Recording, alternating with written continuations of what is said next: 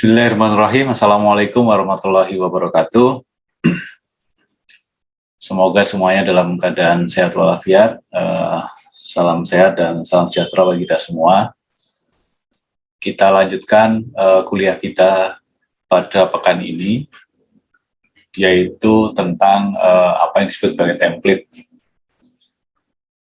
Saya berharap seluruh mahasiswa di kelas ini sebelum kuliah menyimak dulu video yang sudah saya rekam. Jadi saya meluangkan waktu untuk membuat rekaman itu dengan harapan semua mahasiswa sudah bisa memahami, semua mahasiswa sudah mengetahui tentang topik yang akan dibahas. Sehingga dalam kuliah ini banyak hal yang Anda bisa lakukan untuk memperdalam tentang topik ini. Karena target kita dalam pembelajaran ini adalah Anda itu bisa membuat program atau Anda bisa memahami tentang object-oriented programming, kemudian Anda bisa mengimplementasikan. Jadi tidak hanya sekedar mengejar nilai, tapi Anda harus paham. Dari data yang ada, yang melihat, yang menengok video ini hanya sekitar 46 orang. Mungkin saya berharap semoga 46 orang ini semuanya dari kelas ini. Karena total peserta mata kuliah adalah sekitar 90 sampai 100 orang. Jadi baru 50%. Bagi saya tidak masalah karena kuliah ini adalah sebenarnya untuk kepentingan Anda. Oke. Di dalam topik kita yaitu template, saya kira Anda sudah memahami dalam video yang sudah saya rekam. Mungkin ada pertanyaan atau apa, tapi sebelum itu saya ingin memperjelas lagi. Ya, saya akan tampilkan slide yang sudah saya siapkan dan sudah Anda simak di video ini. Nah, ini kita mulai dari sini. Keistimewaan dari template ini adalah ini kan sebenarnya fungsi ya. Jadi fungsi maupun kelas itu kalau template itu artinya bahwa dia tidak hanya menerima argumen. Jadi kalau kita lihat misalnya kalau saya punya fungsi max, di sini argumennya adalah X dan Y, maka kalau fungsi biasa kan dia menerima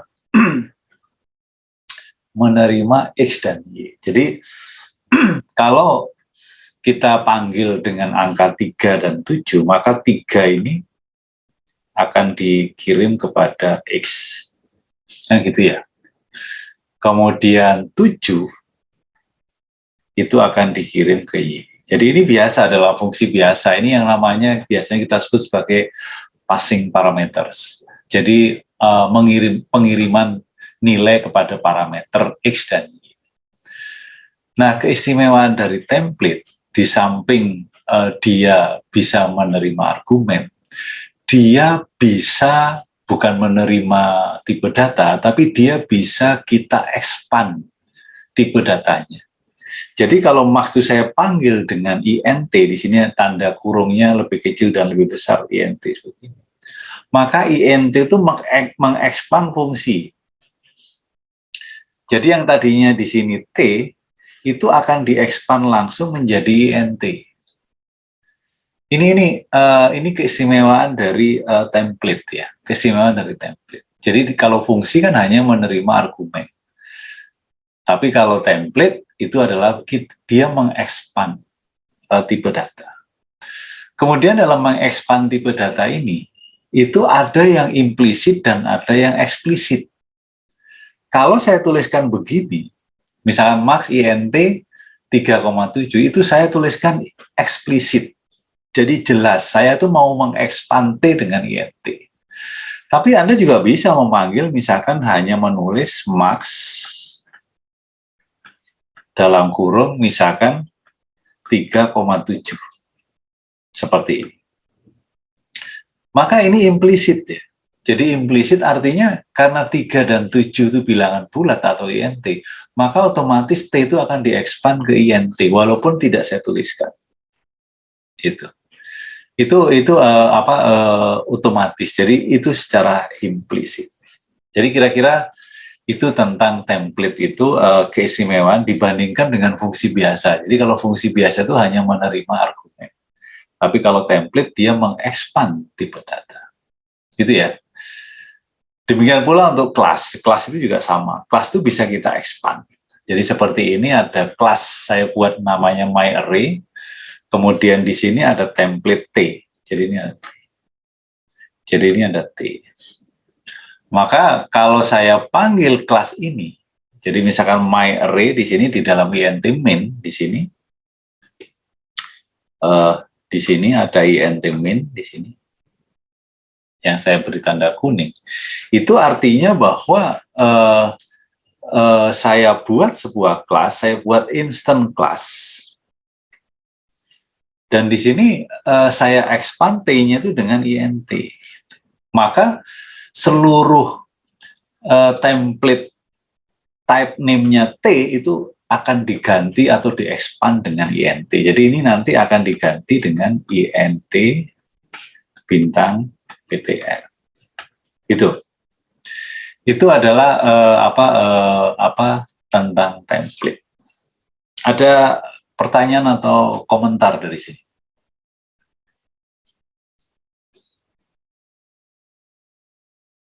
Nggak ada? Oke. Kalau nggak ada, kita lanjut. Nah, sekarang coba kita pahami kelas myArray ini. Jadi myArray itu adalah sebuah kelas yang kita buat untuk apa? Untuk membuat sebuah objek array. Jadi walaupun sebenarnya array kan kita sudah ada ya dalam pemrograman, tapi saya akan buat sebuah kelas namanya myArray, di mana myArray itu punya keistimewaan, yaitu misalkan bisa dijumlah dan bisa dikurang. Kenapa ini dibutuhkan seperti ini dalam pemrograman OOP yang di Notepad ini. Terbaca ya. Nah, kalau saya punya array biasa, misalnya saya punya array biasa ya, int a misalkan begini sama dengan 1, 2, 3, 4, 5. Misalkan ya, saya punya array biasa. Kemudian b sama dengan katakanlah 5, 7, 8, 3, 2. Misalkan demikian. Ya. Kemudian saya punya int c misalkan sama dengan a ditambah b. Ini pasti error kan? Ya enggak? Pasti error ini. Kenapa error? Karena ternyata memang array itu tidak bisa dioperasikan dengan penjumlahan, perkalian dan sebagainya. Nah, dalam OOP itu keistimewaannya adalah kita bisa membuat sebuah kelas untuk mengekspand fitur dari tipe data yang ada. Jadi kalau array itu ternyata tidak bisa dijumlahkan dan dikalikan, ya sudah saya buat kelas namanya myArray. Jadi kalau saya membuat myArray, maka ini bisa saya simpan. Jadi myArray itu di sini int itu saya masukkan datanya, misalkan di sini ada ARR1. Misalkan saya masukkan yaitu A, dan S-nya itu adalah ukurannya. S-nya itu adalah ukurannya. Jadi misalnya adalah 5. Itu nggak apa-apa Anda tuliskan begitu. Maka artinya saya membuat ARR1 itu ARR1 itu isinya 1, 2, 3, 4, 5 dengan ukuran 5. Kemudian kalau saya punya misalkan ARINT ARR2, B juga 5. Itu juga bisa. Berarti yang tadinya array AB itu array biasa, itu sekarang saya buat sebuah kelas namanya myArray. Gitu. Sehingga saya bisa membuat fitur-fitur tambahan. Salah satu fitur-fitur tambahan apa? Misalkan saya ingin saya bisa menjumlah. Misalkan AR3 itu sama dengan ARR1 ditambah ARR2. Saya pengen ini seperti ini.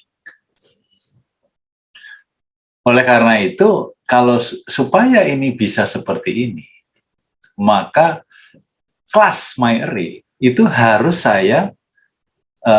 saya tambahkan fungsi untuk bisa menjumlah. Ya nggak? Paham ini ya, keinginan yang saya lakukan. Nah, sekarang saya coba tanya di sini ada Hasrul Malik Putra Masun ya. Pada saat AR3 sama dengan AR1 plus AR2 itu sebenarnya C++ menjalankan fungsi apa? Yang kayak operator plus kemarin ya, Pak? Oke, iya. Jadi AR3 sama dengan apa?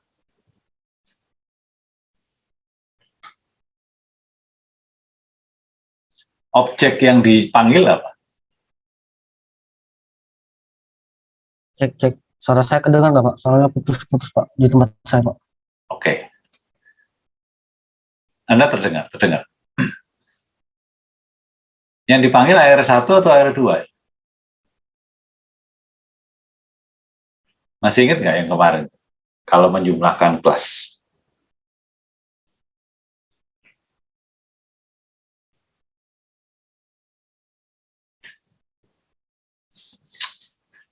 Jadi ini apa? Coba. Andri mau Aulia Mahran. Ada yang chat ini apa ini? Oh, suara Bapak di saya terputus-putus. Suara saya putus-putus? Enggak sih, Pak. Aman. Andri? Apa? Suara Bapak aman kok di sini. Aman. Oh, berarti sinyalnya di Hasrul. Iya, kelihatan mungkin. Oke. Silakan Andri. Berarti ARR1 habis itu titik operator plus dalam kurung ARR2. ARR2. Gitu kan? Ya nggak? Gitu. Gitu ya? Kan ini yang dijalankan.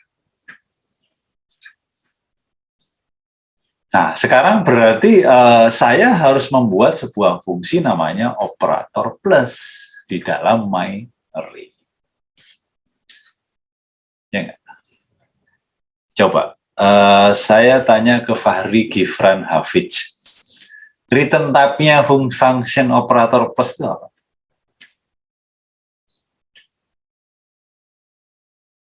Return type-nya.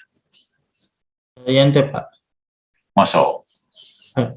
Void atau int? Kan ini menjumlahkan dua buah array. Oh, void. Menjumlahkan dua buah array. Kalau dua buah array saya jumlah, hasilnya apa? Oh, ini operator bukan operator ya, atau operator plus. Gini. Kalau dua buah int saya jumlahkan, hasilnya apa? Kalau apa, Pak? Dua buah int saya jumlah, hasilnya apa? int. Kalau dua buah double saya jumlahkan, hasilnya double. Kalau dua buah array saya jumlahkan, hasilnya array. Jadi return type-nya ini adalah myArray. Anda boleh pakai referensi, boleh enggak. Sekarang nggak usah, nggak apa-apa. Maka kemudian nama fungsinya apa, Fahri? myArray operator plus. Operator plus. Argumennya? Apa nyebutnya? ARR2 atau apa ya? ARR2 ya? Iya, ARR2 itu apa? Bentar. B ya? B. B. Oh, myArray juga kan? Juga, iya. myArray misalkan apa? Misalkan P gitu, nggak apa-apa. Ya nggak? Ya. Jadi ARR2 itu akan diterima oleh P. Oke? Oke, Pak. Oke, siap. Paham ya? Nah, sekarang tinggal Anda mengoperasikan penjumlahan. penjumlahan array biasa. Berarti kalau penjumlahan array biasa itu Anda lakukan looping kan? Ya enggak? Looping dari 1 sampai sekian. Kan gitu. Ya toh? Disimpan ke dalam nilai tertentu. Jadi kalau array-nya itu 1, 2, 3, 4, 5, kemudian array kedua adalah 5, 7, 8, 3, 2, berarti AR2 itu kan isinya 5, 7, 8, 3, 2. AR1 isinya 1, 2, 3, 4, 5. Kemudian ada jumlah masing-masing. Kalau jumlah masing-masing nggak bisa langsung kan. Kita harus gunakan looping. Ya toh?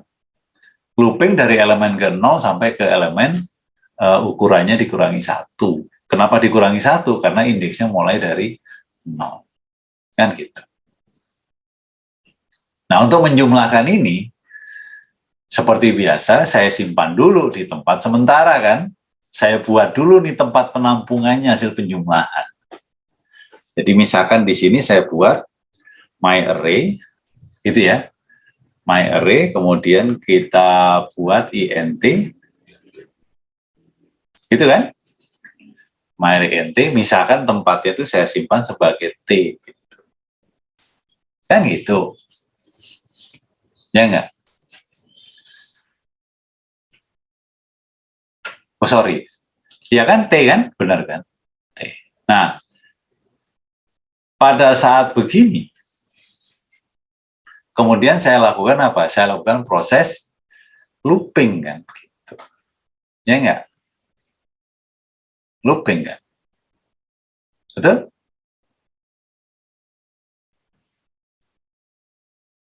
Kita buat looping. Nah sekarang dari sini ada yang aneh nggak program ini?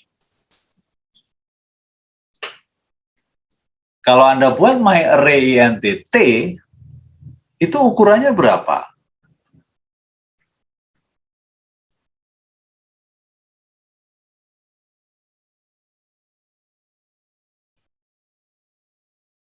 Ukurannya berapa? Belum ditentukan ya berarti, Pak? Kenapa belum ditentukan? Ukuran dari dari T ini. Ya kan, belum ditentukan. Belum ditentukan kan? Jadi kalau di sini misalkan saya buat, ini Anda boleh ambil salah satu aja kan? Ya nggak? Anda create aja kan? Sebuah array kan? Atau Anda ambil dari apa? Dari mana? Yang paling gampang? Dari tipe data input berarti ya? Dari myArray P. P. Boleh Anda pakai P juga nggak apa-apa. Ukurannya berapa?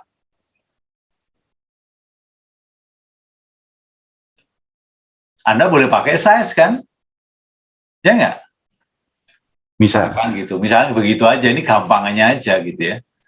Karena size itu kan berarti ada nilainya kan. Size itu, tapi size itu miliknya AER1, sedangkan P miliknya AER2 kan gitu. Ya toh? Ya enggak? Atau yang paling benar itu adalah ini adalah PTR. Ya enggak? Diambil dari yang ada itu. Kemudian baru di sini Anda lakukan looping. INTI dari 0, I kurang dari size, I plus. Ini adalah kan penjumlahan biasa. Apa penjumlahan biasa? Berarti TI sama dengan apa? ARRI ditambah apa? Ditambah elemen dari miliknya ARR2. ARR2 diterima oleh siapa? Oleh P. Jadi di sini ARRI ditambah P titik apa? PTR I. Kan gitu. Sorry, ini bukan ARR ya, maaf. Ini adalah PTR. Jadi PTR itu kan PTR itu berarti array miliknya, di sini miliknya AR1. Sedangkan P titik PTRI itu miliknya ARR2. Sedangkan TI itu nanti sebagai hasilnya dikirimkan ke ARR 3. Jadi di sini nanti setelah itu adalah return TI. Jadi itu. Ya. Paham ya? Mudah-mudahan. Jadi emang rumit ini pemrograman ini. Anda lihat kan sebenarnya materi yang kita pelajari ini kan sebenarnya hanya masalah teknis. Ya enggak? Beda dengan waktu belajar apa? Belajar dasar pemrograman. Kalau belajar dasar pemrograman, Anda itu dilatih untuk apa? Dilatih untuk problem solving, memecahkan masalah. Gitu. Oke? Nah, di sini ada batasan bahwa jika size tidak sama, maka elemen kekurangan dari size lebih kecil diberi 0. Gitu. Jadi program yang tadi itu belum mengakomodir ini. Maka nanti juga belum mengakomodir yang pengurangan. Kalau pengurangan mirip ya, tinggal Anda ubah aja sedikit. Cuman program tadi belum mengakomodir ini. Nah, sekarang nanti setelah kuliah ini coba Anda otak-atik bagaimana caranya supaya bisa mengakomodir persoalan seperti ini. Kalau ukuran array-nya tidak sama. Itu ya. Baik. Kemudian kita teruskan. Ini saya kira sudah ada di rekaman materi. Kita langsung sekarang masuk ke STL. Dari penjelasan saya tentang STL ini, ada nggak Anda yang kira-kira perlu diperdalam lagi? Karena STL yang kita bahas itu adalah STL pertama, STL algoritma. Jadi kalau Anda nanti melakukan proses sorting terhadap array itu nggak usah bikin program. Langsung aja panggil sort. Maka dari itu sebenarnya di kurikulum kita di Departemen Ilmu Komputer itu harusnya perlu dirombak. Karena kurikulum itu dibuat itu mirip-mirip kurikulum yang pada saat itu saya pertama kali pada saat ikut dalam tim pembentukan departemen. Itu udah tahun kapan? Itu kalau nggak salah sekitar tahun berapa itu ya, 1900, saya lupa lagi itu, masih kepala 1900 itu, bukan kepala tahun 2000, itu udah kuno sekali.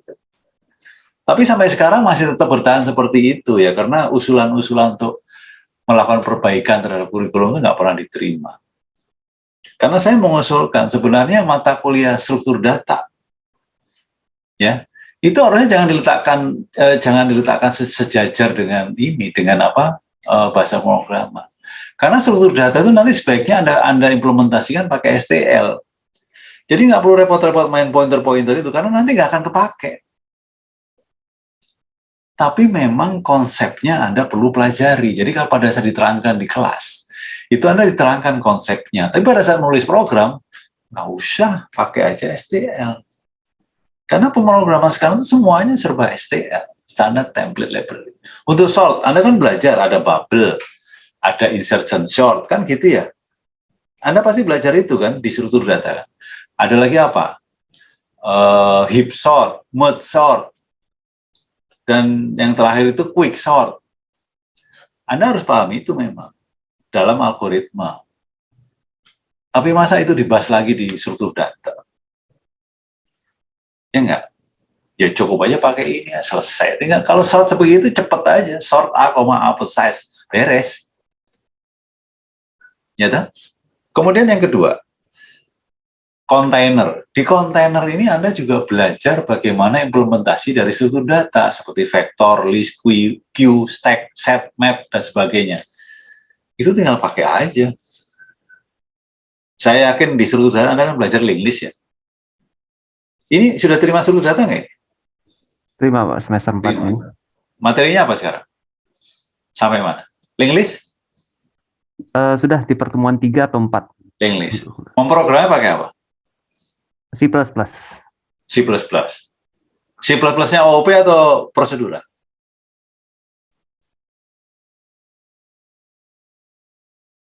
C++ nya OP atau prosedural? Adri, pakai kelas nggak? Kelas gitu saya kurang ingat, soalnya kadang-kadang ini kita pakai C++, tapi kayak linked list ini kadang-kadang kita pakai C gitu. Nah, kan? Yang masih pakai itu ya, pakai apa, struct, gitu ya? Iya betul, kita Next masih pakai bintang struct itu. kadang-kadang. Ya, Ya kadang-kadang kita masih pakai struct itu, kayaknya kita masih pakai betul struct node gitu. itu kuno ya. Nggak akan kepake. Karena saya yang ngotot, berubahlah kurikulum nih, jangan begini, ini udah kelamaan ini. Apalagi dalam pemrograman yang advance itu struktur data itu nggak perlu sampai sedalam itu. Kita tinggal implementasi. Jadi perkembangan itu kan pasti makin lama makin bagus dan makin mudah. Oleh karena itu kita itu memperdalam yang mana itu perlu.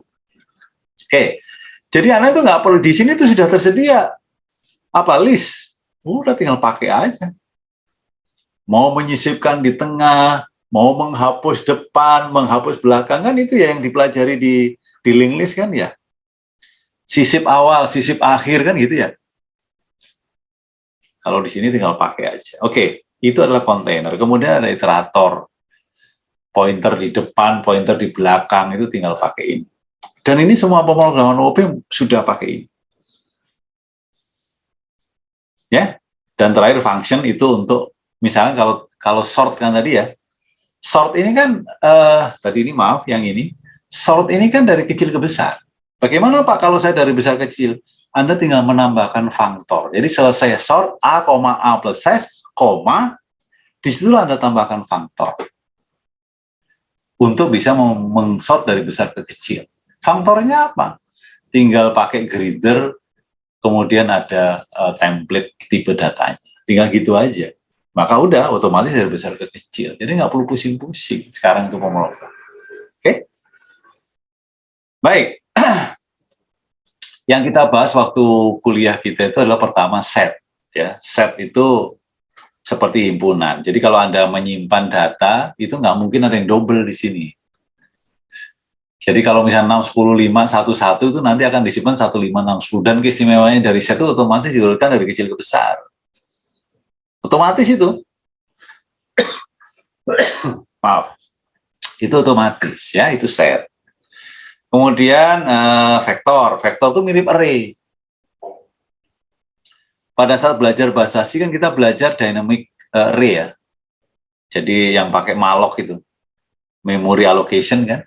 Nah kalau sekarang membuat array tinggal gampang aja. Misalnya Anda membuat array V gitu, ya udah tinggal vektor, kemudian template tipe datanya INT, tinggal vektor dalam kurung INT V. Udah, maka sebenarnya ini sama saja Anda membuat sebuah array V. Ya. Kalau menambah array tinggal pushback. Fungsinya ada pushback di sini. Kalau mendefinisikan array, isinya misalkan ada sebanyak 7, nilainya semuanya 100, tinggal assign 7,100. Kan gampang kan ya jadi pemrograman. Jadi belajar logikanya itu cukup di satu mata kuliah algoritma dan dasar pemrograman. Itu cukup di situ aja. Berikutnya kita tinggal enak gitu. Karena kalau sudah belajar mobil yang manual banget gitu ya. Maka untuk berikutnya supaya kita lebih cepat belajarnya, lebih cepat bisa mengekspand sesuatu ya pakai yang matic kan gitu ya. Mobilnya lebih kenceng. Maka itu. Ya, ini adalah vektor. Nah, satu hal lagi yang perlu Anda perhatikan itu adalah iterator. Ini ada iterator. Jadi nanti dalam STL itu Anda sering bermain pointers. Jadi berjalan dari pointer awal sampai akhir itu adalah tinggal for it itu iterator sama dengan v.begin itu berarti it. Jadi kalau saya punya misalkan elemen vektornya itu adalah, elemen vektornya itu adalah misalkan apa, 2, 3, 7, 5 gitu. Dan ini misalkan V, yaitu vektor V, Maka pada saat IT sama dengan V bikin pada saat ini, maka IT itu sebenarnya adalah sebuah pointer menunjuk ke awal, yaitu ke elemen 2. Ya. Nah, pada saat IT sama dengan apa? Sama dengan V, tidak sama dengan V dot N. Jadi V dot N itu ada di mana? V dot N itu di mana? Kalau V dot begin itu ada di elemen pertama. Tapi V dot N itu bukan di 5. Bukan. Ini bukan di 5, tapi di mana? Di sini, setelah 5. Setelah 5 ya, bukan angka 5. Jadi N itu bukan elemen terakhir, tapi adalah pointer setelah elemen terakhir. Elemen setelah terakhir itu apa sebenarnya? Itu sebenarnya adalah 0. 0 dalam pemrograman itu pasti false. Jadi kalau belum 0, dia akan jalan terus. Jadi kemudian kalau di sini ada pernyataan plus plus IT, itu artinya maka IT digeser ke kanan. Kan gitu. Ya. Itu tentang iterator. Jadi ini mohon dipahami karena kita banyak menggunakan iterator dalam pemrograman STL. Jadi kalau misalnya saya punya kelas person yang kemarin, saya buat sebuah array kan kemarin tuh kalau kita membuat vektor ini membuat array person itu kan biasanya bukan begini ya, person P 100 kan gitu ya, elemennya begitu sebanyak 100 array. Nah sekarang cukup begini aja. Cukup begini saja. Berarti saya punya vektor atau array person. Saya lambangkan P gitu. Ukurannya berapa? Bebas. Ini nggak saya kasih batasan. Kalau yang di atas ini kan batasannya 100. Tapi kalau sekarang saya nggak punya batasan. Sehingga kalau ingin menambahkan tinggal p.pushback aja. Ya enggak? Tinggal p.pushback. Itu nanti kita akan perjelas pada saat kita bahas problem yang ada di slide ini, yaitu pada saat membahas latihan. Nah. Berikutnya pair. Pair itu utility, itu seperti biasa ya. Tadi sudah saya jelaskan di dalam video materi. Jadi Anda kan sering ya membuat daftar. Misalkan yang berisi daftar mahasiswa. Daftar mahasiswa itu pasti ada NIM, ada nama, dan seterusnya. Kalau Anda mengolah database, pasti di dalam sebuah table itu, Anda sudah belajar manajemen database belum ya? Fahri, sudah belajar manajemen database belum? Sepertinya belum, Pak. Belum? Oke, nggak apa-apa. Belum ya? Yakin ya? Belum ya? Nggak apa-apa. Kalau belum, nggak apa-apa. Nah, kalau kita punya daftar mahasiswa yang terdiri nama, NIM, nama, jenis kelamin, dan bla bla bla dan sebagainya ke kanan banyak itu. Maka biasanya kita itu punya apa yang disebut sebagai key. Ya nggak? Apa yang disebut sebagai key. Jadi kalau ada NIM, kemudian ada nama, dan seterusnya ini banyak. Ya. Maka dalam setiap baris itu ada satu key, di mana key itu yang menunjukkan nilai uniknya. Itu kenapa kalau kita menghadapi sebuah sistem gitu ya, Anda itu diminta memasukkan NIM, itu sebenarnya untuk mencari Anda itu siapa. Nggak pernah Anda itu ditanya namanya siapa kalau dari sistem. Anda itu pasti ditanya NIM-nya. Kenapa? Karena kalau nama itu bisa double-double. Tapi kalau NIM itu unik, nggak akan sama. Jadi NIM itu digunakan sebagai key. Gitu ya. Nah, pair itu sangat bermanfaat kalau kita ingin membuat pasangan seperti itu. Jadi seperti ini contohnya, kalau pasangan INT kan seperti ini ya. 100 dan 76 itu pasangan. Ini biasanya untuk implementasi koordinat XY. Tapi kalau untuk database, ada NIM, ada nama, dan seterusnya. Jadi NIM, nama, dan seterusnya itu misalkan saya buat sebuah kelas namanya student, maka kita juga bisa membuat pasangan string di sini untuk menyimpan NIM, di sini untuk menyimpan objek mahasiswa yang terdiri dari nama, jenis kelamin, bla bla bla banyak. Maka itu adalah kita gunakan utility pair atau pasangan. Bagaimana implementasinya itu nanti bisa dilihat di sini. Jadi kalau saya punya database itu misalkan NIM sama nama aja, ya kita gunakan pair itu, maka pair itu akan dimanfaatkan dengan menggunakan STL apa disebut sebagai map. Kalau map itu isinya sebenarnya sama saja dengan vektor, sama saja dengan set, cuman isinya itu selalu dua bagian. Yang pertama adalah key, dan yang kedua adalah value.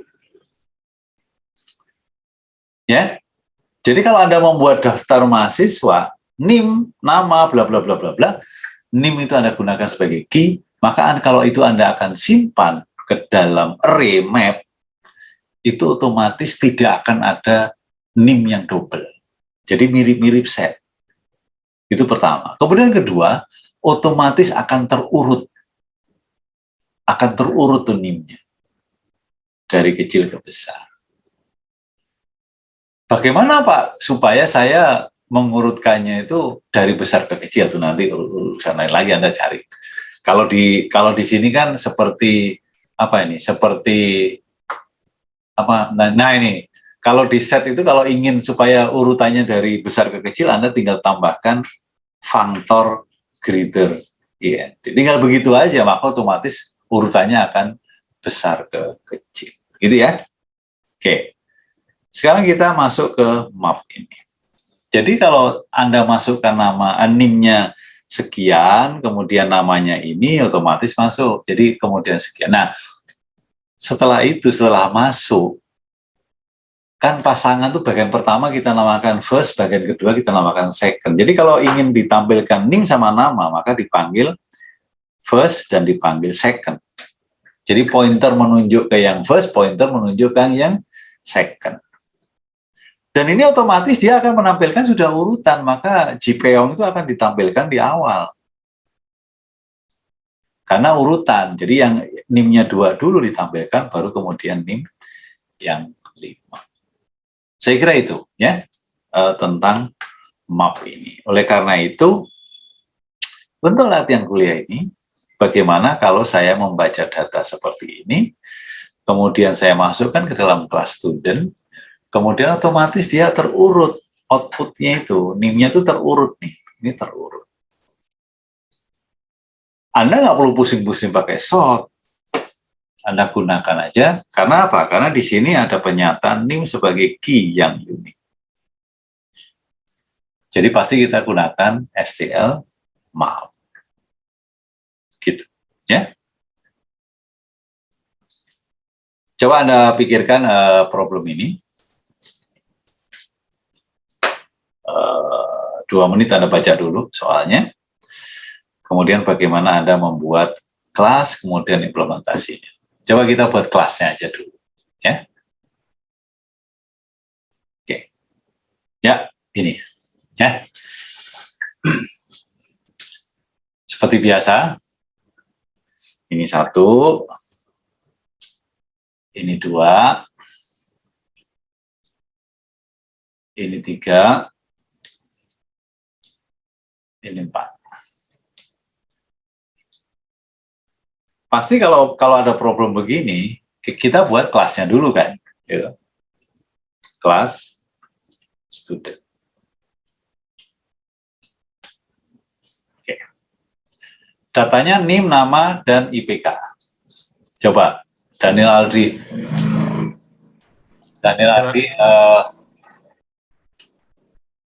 Datanya apa aja?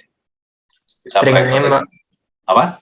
String name, String name, koma nama, nama, di bawahnya double IPK. double IPK. Oke. Inisialisasi objek yang memiliki NIM dan nama kosong dan IPK bernilai 0. Itu kita masukkan ke public ya. Oke, silakan Daniel Ardi teruskan. Apa konstruktornya? Student, Pak. Student, Kurung string name, string name, koma string nama, nama, terus koma double IPK, double IPK. kurung kerawal, name sama dengan Name sama dengan petik-petik, apa? petik ganda, Pak. Petik ganda. Oke. Nama juga kayak gitu, Pak. Nama sama dengan ini. IPK sama dengan 0,0. Oke, baik. Terima kasih, Daniel Ardi. Ada yang komen lain? Silakan. Siapa yang mau komen? Ayo.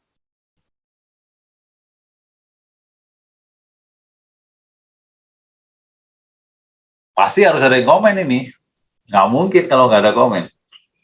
Dari sekian seluruh. Siapa nih? Adri Aulia Mahram, silakan. Ini seingat saya, kalau nggak salah kemarin-kemarin ini kan bisa ya, kalau misalnya kita cuma nulis kayak nama student, misalnya nama kelasnya itu, habis objek dari kelas itu, habis itu kita cuma nulis itu aja, nanti kita ntar mereka langsung terinisialisasi secara otomatis, dia langsung nulis secara defaultnya apa gitu, kayak name-nya apa, nama IPK-nya 0,0 gitu. Jadi kita nggak usah tentukan kalau itu harus masukin gitu. Di sini name-nya sama dengan kosong, gitu. Gitu. Itu yang saya agak lupa di situ. Oke, baik. Baik, ada yang lain?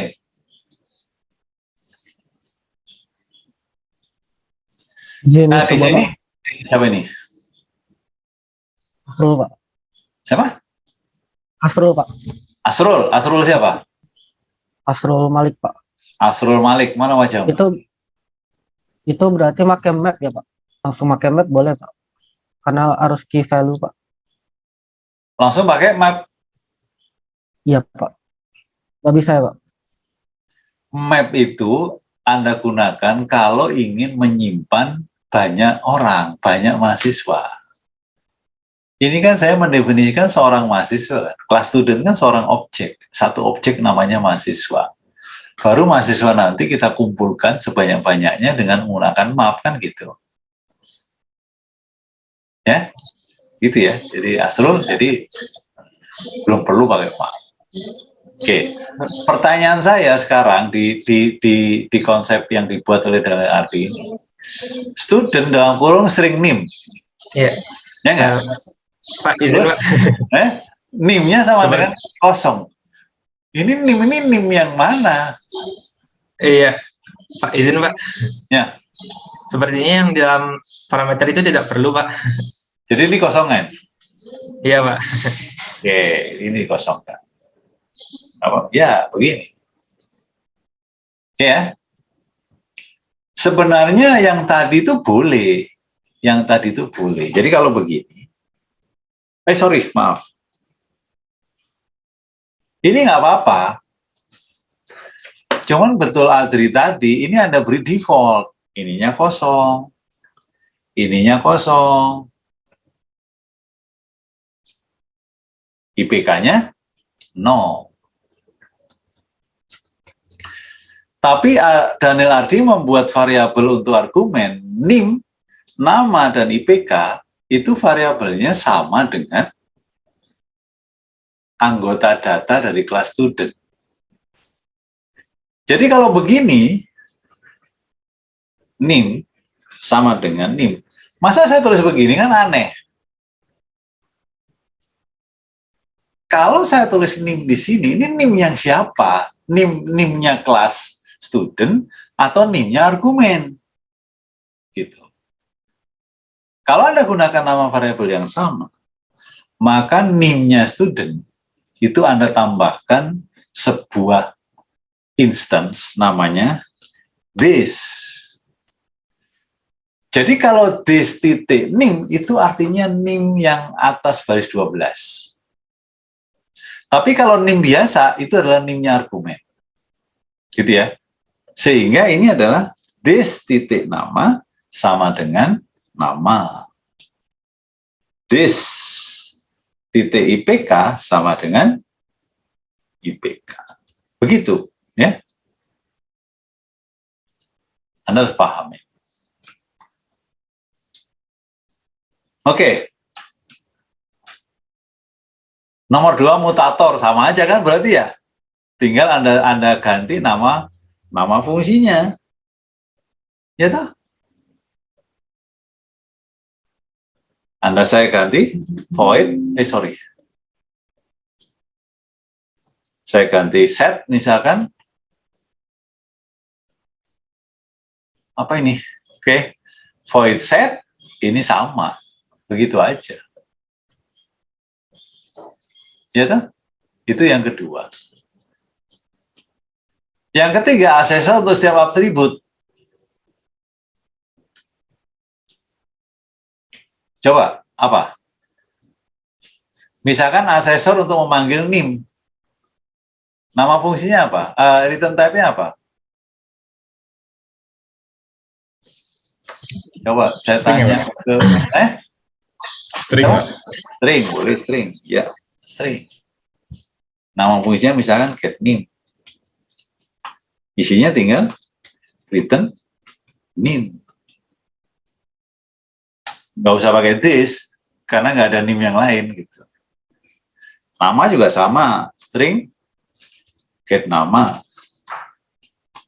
return nama kan.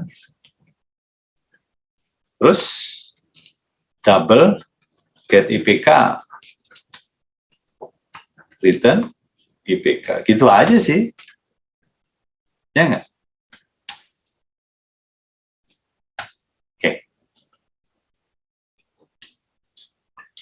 Nah, sekarang implementasikan untuk membaca N data mahasiswa. Kalau sudah membaca N data mahasiswa, saya buat program utuh kan. Include IOStream, kemudian include apa? Map kan, saya pakai map kan. Ya kan? Terus include, karena saya mau pakai pair nanti, pakai utility. Kan gitu. Seperti biasa ya. Paham ya? Sekarang baru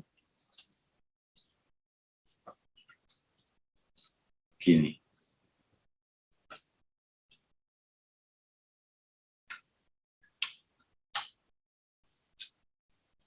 Jadi kalau saya akan menyimpan data mahasiswa, misalkan ya, saya buat objek mahasiswa ini saya nggak membaca data seperti di soal. Saya looping biasa aja ya. Saya tidak membuat looping biasa. Saya hanya menyimpan seorang mahasiswa aja. Misalkan saya buat seorang mahasiswa, misalnya student S gitu ya. Misalkan saya beri NIM-nya misalkan G64211234 misalkan. Ya. Kemudian namanya siapa saja. Kemudian apa? Kemudian IPK-nya misalkan 314. Misalkan. IPK Anda gede-gede kan ya? 3 koma ya kebanyakan. Sekarang itu saya lihat IPK, jadi Anda itu pinter-pinter ya, IPK-nya tinggi-tinggi. Kalau saya dulu, IPK saya itu rendah. IPK saya itu rendah. IPK saya itu 3.01. Pasti kalah dari Anda tuh. Anda kan kebanyakan 34, 35 kan gitu ya. Gede-gede gitu. Saya dulu IPK-nya 3,01. Waktu S2 malah 3.11. Nggak tinggi-tinggi amat saya itu. Emang dulu saya bandel sih waktu mahasiswa. Oke. Kalau S ini akan saya masukkan ke dalam map. Map tadi kan terdiri dari apa? Ada key yaitu NIM, ada mahasiswanya kan. Ya enggak? Jadi kalau saya buat map, ini string ini untuk menyimpan NIM. Key-nya itu NIM. Value-nya apa? Value-nya student atau mahasiswa. Nah, ini Anda isi, Anda simpan dengan nama apa? Misalkan daftar. Nggak apa-apa gitu. Jadi Anda tuh punya daftar terdiri dari beberapa mahasiswa dengan key NIM. Gitu. Jadi kalau Anda ingin memasukkan student itu ke dalam daftar, maka Anda tinggal menuliskan apa? Daftar titik insert. Apa yang di-insert? Yang di-insert itu adalah pasangan antara NIM dengan student, kan? Ya nggak? Maka Anda gunakan pair. Pair-nya apa? String dan student. Isinya apa? Yang pertama NIM. Gimana NIM manggilnya?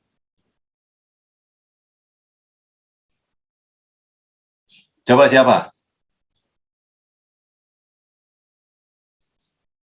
Gimana manggil NIM-nya? Dari S. Ayo. S titik get name. S titik get NIM. Itu manggil NIM. Mahasiswanya apa? Ya S. Kan gitu.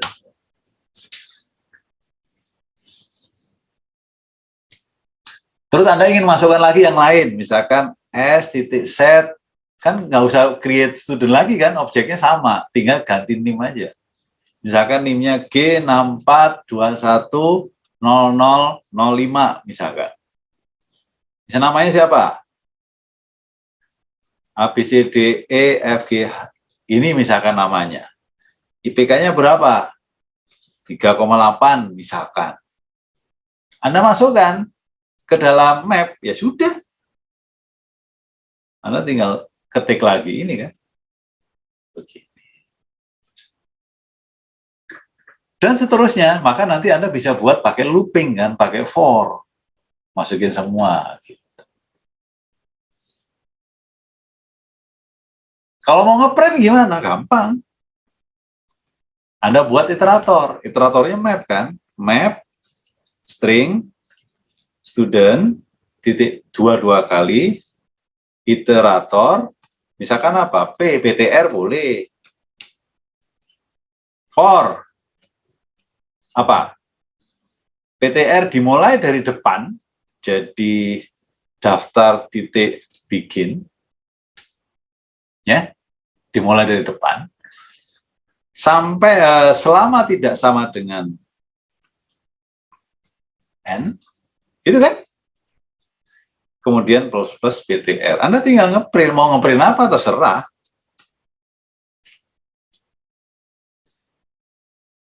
Kalau Anda mau ngambil NIM, NIM-nya di depan yang pertama, ya sudah siot. Kalau NIM itu berarti berapa? PTR yang first,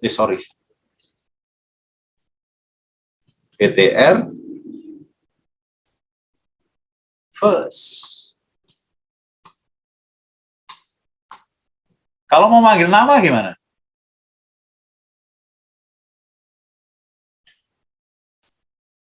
Manggil nama. Nama itu kan di bagian second kan? Gimana manggil nama? Ayo.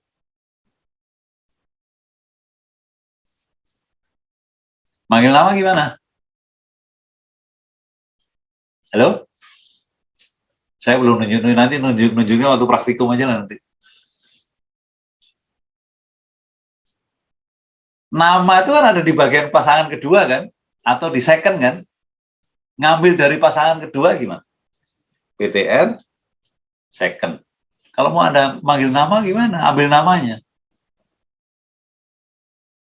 Coba lihat di student, ya manggil nama gimana? Get nama berarti. Get nama. Jadi supaya aman ini Anda kasih kurung. Titik. Get nama. Dan seterusnya. Ya.